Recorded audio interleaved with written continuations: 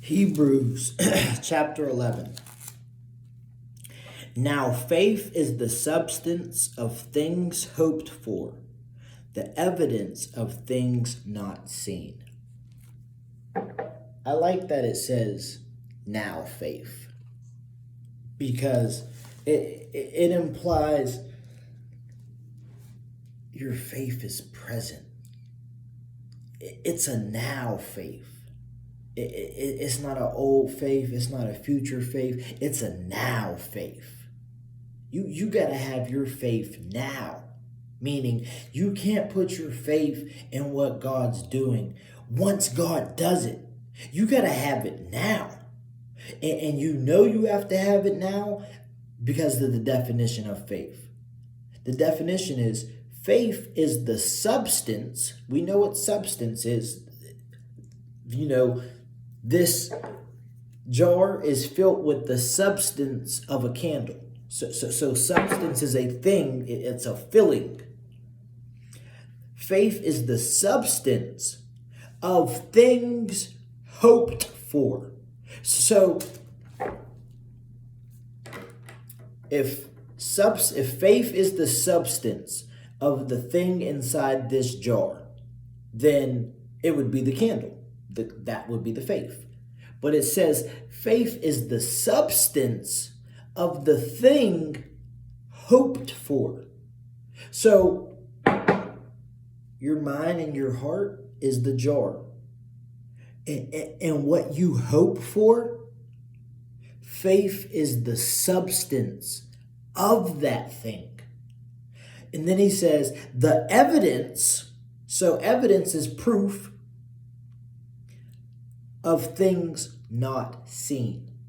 Notice how entangled the spiritual is in with the natural when it comes to describing faith. Faith is the substance. We know what a substance is. It's the substance of things hoped for. You can't see hope. Yet faith is the substance of what you hope for. It's the evidence. We know what evidence is of things not seen. Normally, evidence is something that you can clearly see. This is the evidence.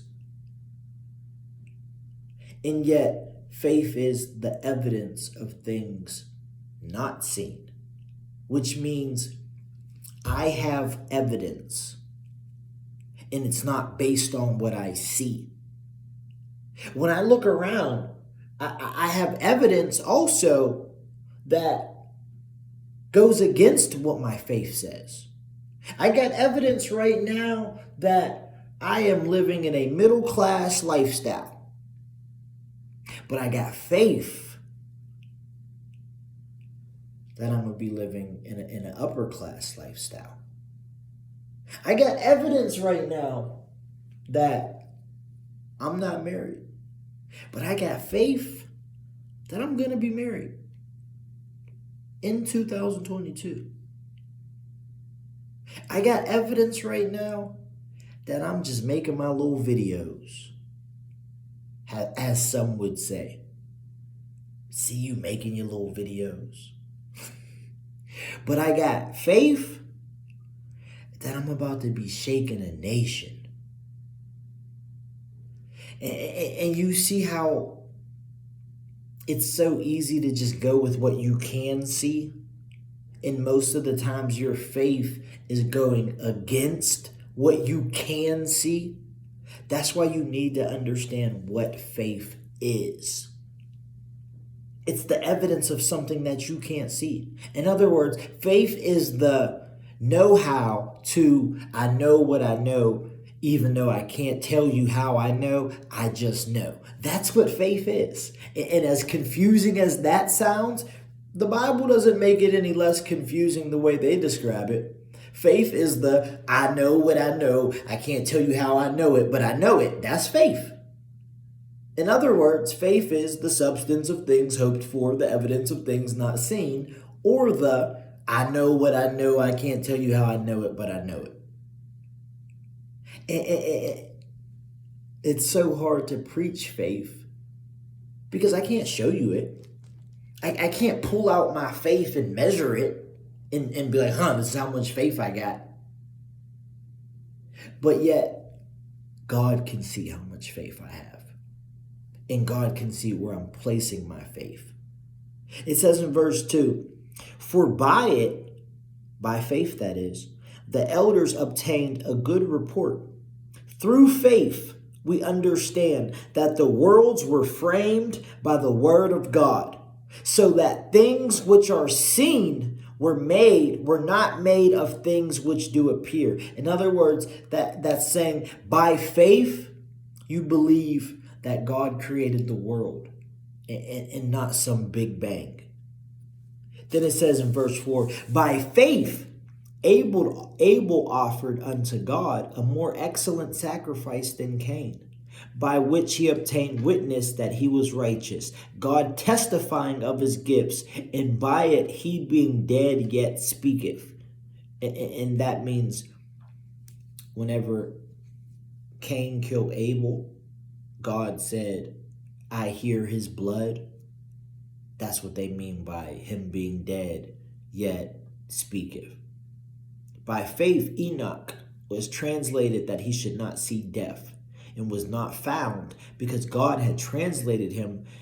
But for his translation, he had this testimony that he pleased God. Enoch was a man, and God didn't let him die. God just took him up to heaven. He didn't die, though. He didn't die, then go to heaven. Like God alive just took him up to heaven. That's what they're talking about. But without faith, it is impossible to please him. For he that cometh to God must believe that he is, and that he is a rewarder of them that diligently seek him. In other words, it's impossible to please God without faith, because without faith, you can't even explain God or understand God, because you need faith to say that there is a God. I can't literally pull out my God and show it to you. And that's why back in those days, they always made idols and they praised those idols. Why? Because I can see this gold statue. I can't see Jehovah.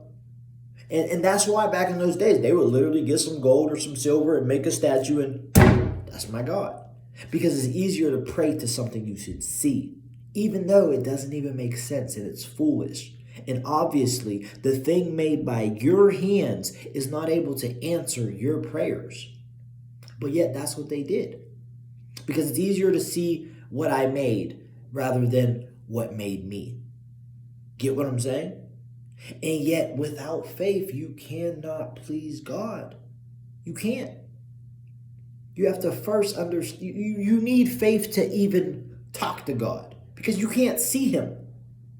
Like, there is no, I know he's there because I saw him. No, I know he's there because I have faith that he's there, because he showed me in my faith that he's real. God bless.